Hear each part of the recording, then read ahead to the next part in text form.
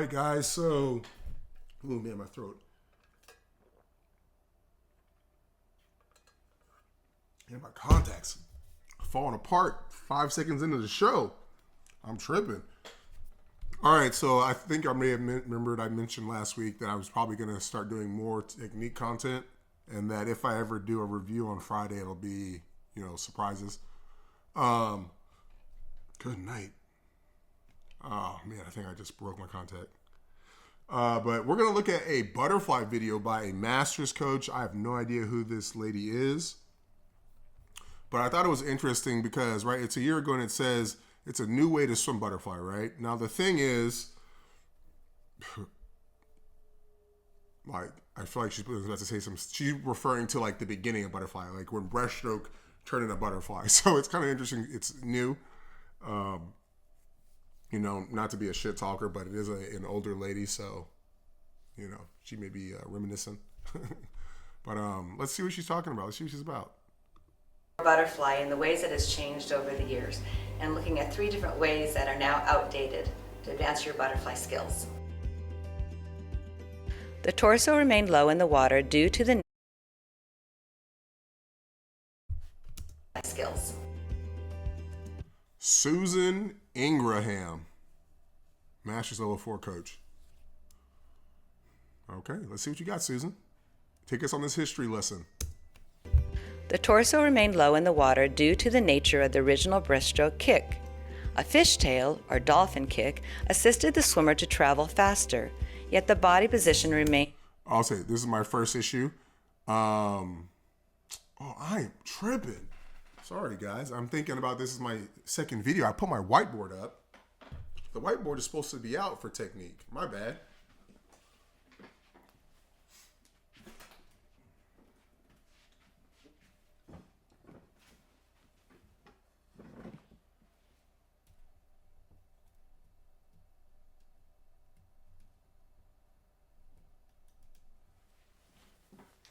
Yeah, my bad, guys. I'm bugging. Okay, that might be too much in. Let me back it up. Sorry, guys. Normally I have this set beforehand, so I gotta look like an idiot like this. Okay, there we go. And I use a different mic. I am... Sorry, guys. Work with me for a second.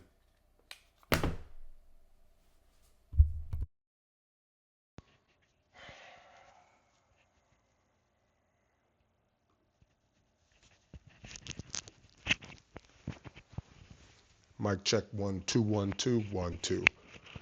Santana's back to business. Ooh, wow, no deep V's. Let's put this on the side a little bit.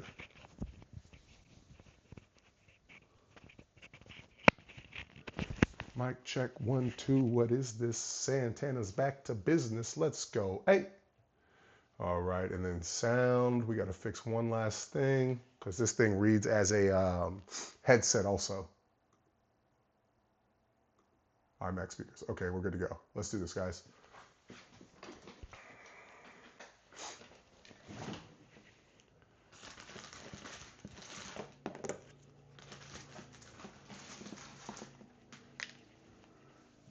All right, now let's do this.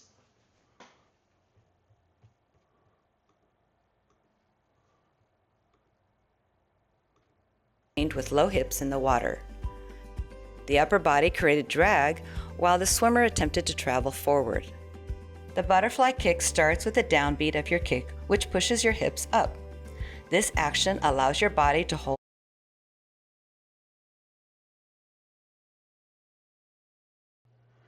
Funny enough, this is actually, it's a little flatter, but this is the sprint fly. The torso remained low in the water due to the nature of the original breaststroke. So this is the sprint fly position. So if we drew it up, what it would look like. Oh man. Oh, because I hit the table. My bad, guys. Okay. So if we drew up, oh wait, is that what's going on? There we go. Give me a little bit more love. Okay, so if we look at sprint fly, right? I do not advise you to teach your kids this. I would look at this, I would classify this in my content as a world record skill, which is like the highest level. And the reason why is discipline. And with little kids, you give them something that works, they're going to milk it and have so much confidence in it. And then when it doesn't work, they're going to be upset.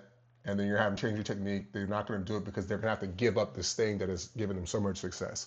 So I advise teaching an efficiency fly, which is what we teach in our Directly Technique Solutions with our right side upside down, with our sitting back as the engine of the stroke. And then I would teach this after they've mastered more endurance, because you got to be able to train fly. Just like you train free, you train back, you do 100s. Nobody does 100 fly in practice. You got to be able to train fly. But anyway, sprint fly position is constantly uphill. Okay. There's the water. And what happens in sprint fly, can you see that as one? Okay, cool. So the second position, right, is you go to flat or flatter, right? Your head stays in the air though. And then the third position, this is the most important one, is, I gotta draw this the right way.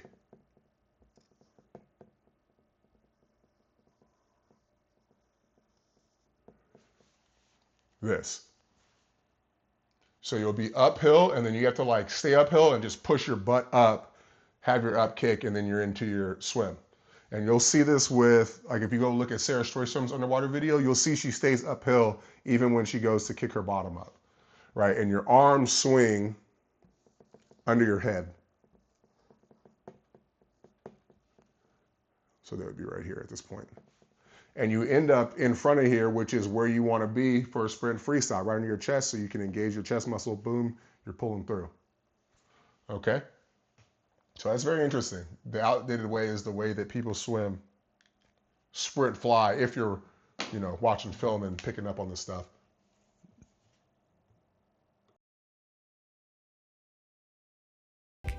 A fishtail, or dolphin kick, assisted the swimmer to travel faster, yet the Also, call it butterfly kick. Call it butterfly kick.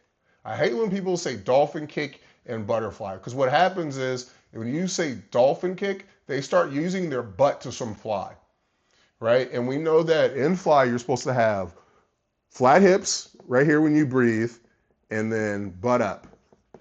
What's going to happen is you're going to have them breathing, and because you taught them how to use their butt first, they're going to be taking a breath, their arms are going to be back here, and then they're like this. Like it's butterfly kick from the knees, not dolphin kick. position remained with low hips in the water. The upper body created drag while the swimmer attempted to travel forward. The butterfly kick starts with a downbeat of your kick, which pushes your hips up. This action allows your body to hold a proper position at the surface of the water. Your body weight will shift forward toward your chest, and the pressure on your palms and hands will increase. Your hands will then transfer this into a stronger feel and anchor in the front at the start of your pull. Coaches emphasize the end of the pull by asking swimmers to have their hands exit the water near their thighs. Many swimmers were even instructed to finish the pull by flicking their hands up and/or out. This made for some unnecessary strain on the shoulders. This action also caused the arms to become delayed as they returned to the entry point during the recovery phase. Okay, so I want you to observe something. This is very important. Let's go back. Let's see. So one, I agree and disagree. Stay away from the hips, right? But a lot of people, they'll pull to the hips and then slide, which is what, or lift the elbow, right? Which is not good, because now you send all your momentum down. There's no rounding of momentum that makes the fly recovery easy. The other issue is that you're sliding, you're not pulling anything. So I tell my athletes to keep the pressure on the water as you go up. And the benefit of this, and why Rakely kicks everybody's ass, we'll leave that up there for now. Right, if you imagine a circle, I forget what this is called. The whatever man.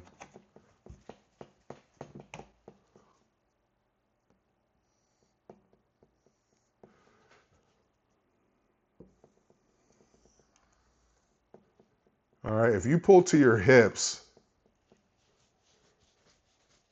right, you went this way.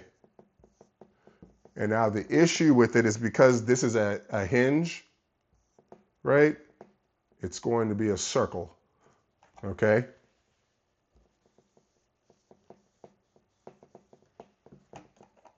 Oh man, that looks terrible.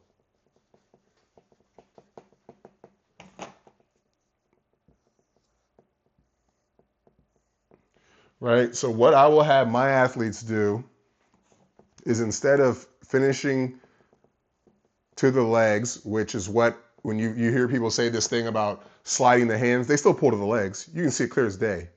And then I get to make money fixing it. So I exist and operate because you guys suck. But I had them keep pressing the water and just keep going out. So once they get around here, I tell them keep pressing, right? And because remember, this is a circle, eventually it has to travel back up, right? It's going to go down and then it has to travel back up. If I keep going wider, right? I'm pulling and now I'm pulling and I keep going wider, I keep going wider, I keep going wider. While I'm pressing on the water, it's going to come up and boom, that's where the easy recovery happens. Right now, when we look at it as a 360 view, make sure it's going to fit on the drawing. Right, there's your swimmer. They're taking a long pull that goes all the way back here and then trying to go forward, right? It's too much, for a beginner, it's way too difficult, right? Whereas instead, what I'll have my swimmers do, I gotta think about how I'm gonna draw this, is, I gotta make it a 3D drawing from a 2D. Luckily, I learned how to do this in geometry. So you're gonna pull, and then you're coming this way. All right, so I'm here, and then I'm this way, towards the side. So now I don't have to go the whole way, and like I said, because it's a circle,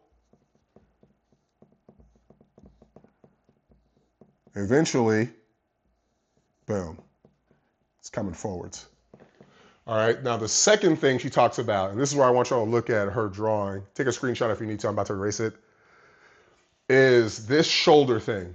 So one, I agree with her on the flick. You shouldn't flick.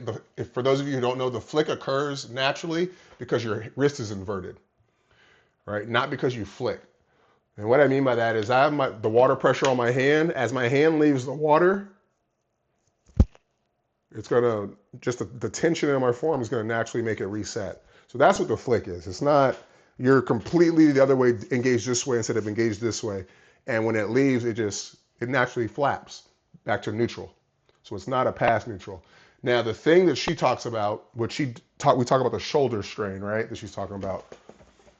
It's correct and incorrect. I'd say based on what she's saying, I just realized my drawing looks like basketballs because of how the basketballs curve. Probably something divine in there because that ain't no coincidence because I was a hooper. Okay, so we talk about this position right here. Okay, the issue with this, let's see if there's a worse one. I believe there was. Okay, no, there wasn't.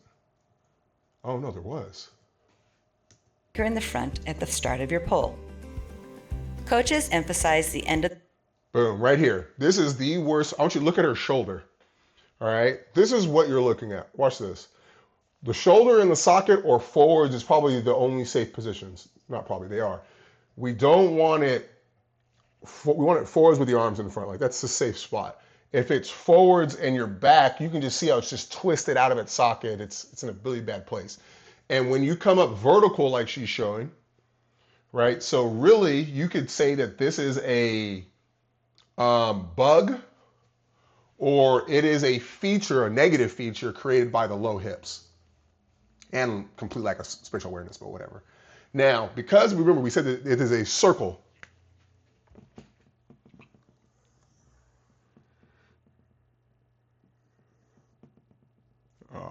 this guy more in the middle.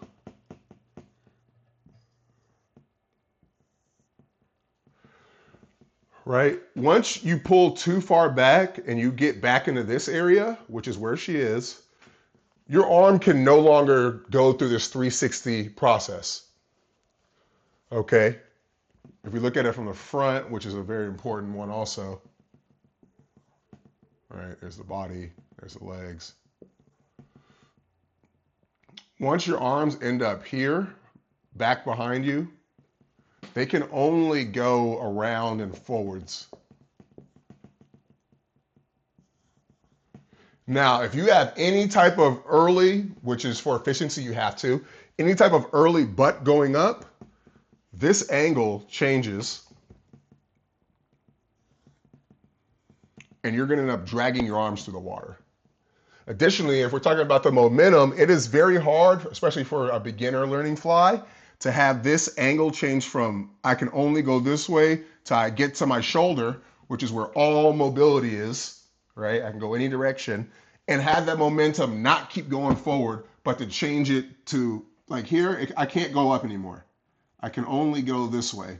And then now I'm gonna go up in line with my body. Like, no, it's not gonna happen. So to a degree, she's right, but for the wrong reasons. It's not even about the flick, although the flick does make it worse. It's just over pulling, which is why I have all my swimmers exit early while still keeping the water pressure, trying to get to that spot where their hands start moving forwards. You know, one solution, multiple beneficial features, eliminating multiple negative features. By asking swimmers to have their hands exit the water near their thighs. Many swimmers were even instructed to finish the pull by flicking their hands up and or out. This made for some unnecessary strain on the shoulders. This action also caused the arms to become delayed as they returned to the entry point during the recovery phase. During the pull phase, once your hands pass your hips, sweep your hands out away from your body to exit the water. Imagine that from the moment your hands are exiting the water by your thigh to when phase, once your hands pass your hips, sweep your hands out away. She just said don't pull to your thighs, right? What do you think is past your hips? Once you pull past your hips, slide. So this is exactly what I was saying. But language is so important, guys. It's so important as a coach because you can't give these kids who are very literal these soft brain takes where you're, and I don't mean to harp on Susan, my bad. I'm tripping a little bit.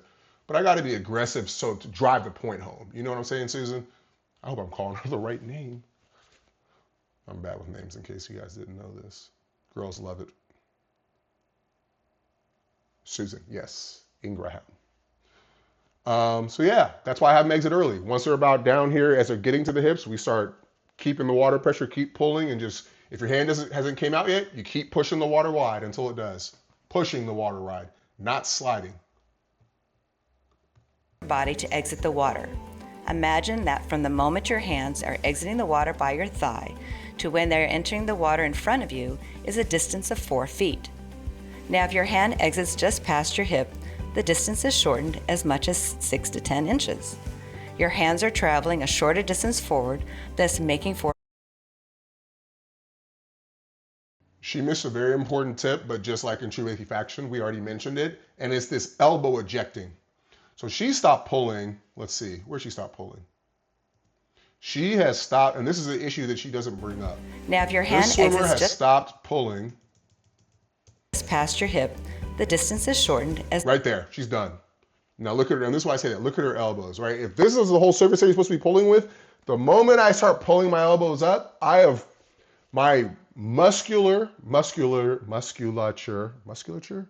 My musculature is now focused on exiting, not producing propulsion. This is why I say we keep pulling all the way through, right? As we go wide. And you can just see it, like her elbows, like the elbows are ejecting.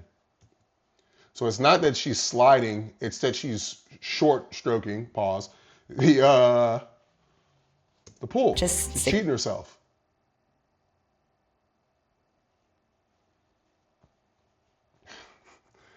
"10 inches. Meanwhile, give me that extra 10 inches, dog. Like, I'm gonna beat you, you know? What's 60 inches is, what's that? 5 feet? I'm gonna take 5 strokes, right? I'm gonna get 60 inches out of 5 strokes that you're not gonna get. I'm gonna smoke you. And this is why, like, when I'll say stuff and like comments and people probably think I'm a scammer or whatever because you can't sell what you know. Like everybody else who gets paid for what they know who's a coach, I'm the one who can't. Fuck out of here. Sorry guys, I had to drop that. But yeah, it's just like there's so many wiser ways to take the bad things, like I talk about with the, if you saw my Instagram post about the breaststroke guys coming forward and that drag. There's so many ways to weaponize these negatives into positives that other people will look at you and say you're wrong on. Which to me is just like, okay, that's one less person I need to worry about being competitive with. I got you under locks. Because there's no way you're gonna, most people have too big of an egos, and by most I mean like everybody, to get smoked enough times to then be like, okay, I'm wrong. I need to try. I need to at least stop trying what I'm trying and try something else. So it's just free money, you know? We go in there and we take these other kids' lunch money. We take these other teams' lunch money. We take these coaches' lunch money. Bully ball. Your hands are traveling a shorter distance forward, thus making for a quicker recovery to the front of your stroke. Instead of exiting the water with palms up, your hands should slice out towards the surface led by the pinky side of your hands. This allows the hands to accelerate at a faster rate as opposed to previously being slowed down due to the amount of water resting on and being lifted by the palms of your hands. It's not a bad take because if you're slicing, the resistance and then the slicing will make your hand accelerate. But what we do, right, because we're trying to maintain our hold on the water, get that extra 10 inches, ayo, is that the hand, like I talked about with the flick, the hand leaving the water pressure is what's going to accelerate our arms. And because they're, around here in the A position, we have all mobility as the hands accelerate. So it's just like, shout out to this lady. Holler at me. I can get you right with this butterfly season. But like this is, at least for Rakeley, this is why we win, right? Like if you got someone on the internet level 4 coach, this is what they're preaching to a lot of people. We just beat a lot of people like that because this is what they believe in. Finishing your stroke away from your body relieves much of the workload placed on your triceps and the back of your shoulders. Accelerating your hands as they exit creates a faster turnover. Coaches taught their swimmers to lift the top of their head up. Another thing that's important about this is our spatial awareness. So we don't pull past, we don't pull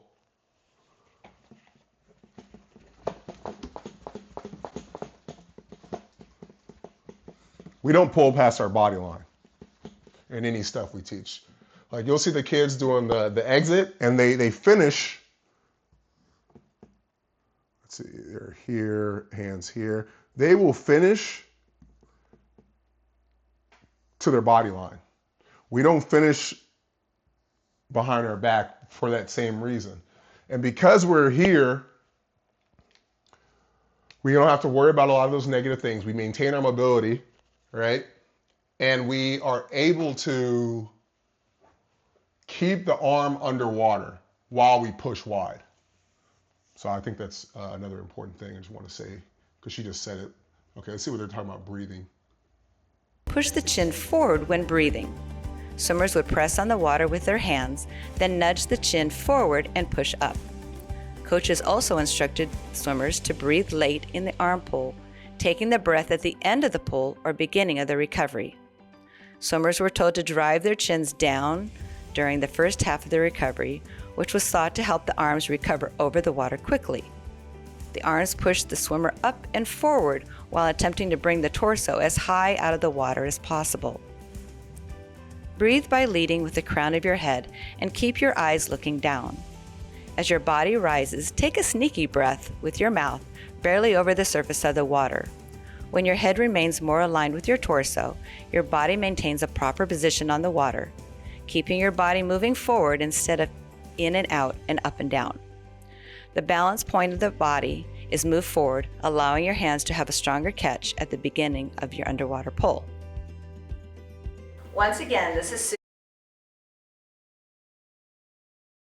All right, and to wrap up with Susan, I'm not against that advice you just gave right there about the breathing. I think it is very foolish, though, to lead with the crown of your head. It definitely works. It won't work against us, but it works. And the reason why is we're trying to win. So we want low drag, Michael Phelps style. So one of our drill progressions is I have the kids lock their fingers behind their back so they can't pull, and we will kick down the pool. I tell them try and get their back and their butts on the surface. Torso, head.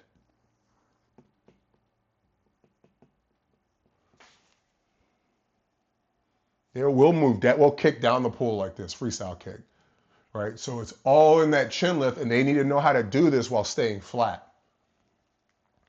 We want low drag, and one of the major issues, especially, I mean, really for everybody, but especially for those learning fly, is like she said, the late head position, the late breathing, that's all bad, but mostly because all that weight in the air, right?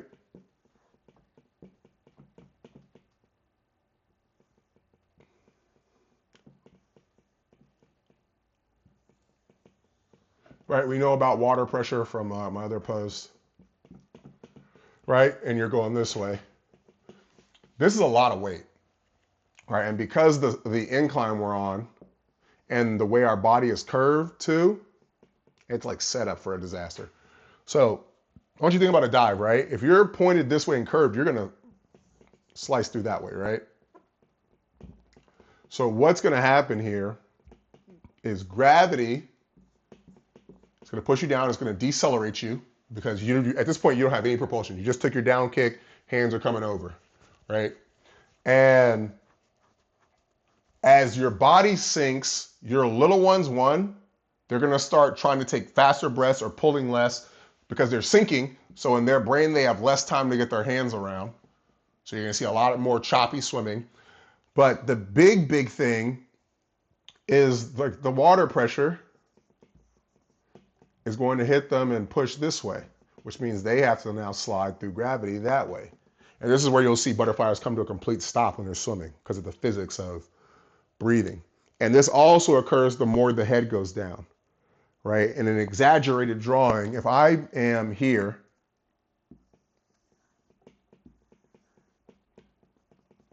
obviously hopefully nobody swims fly like this, right? And I go to breathe.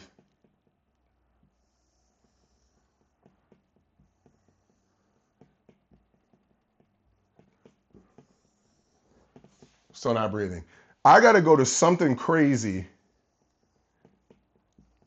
because of where my breathing is to actually get my mouth into the air.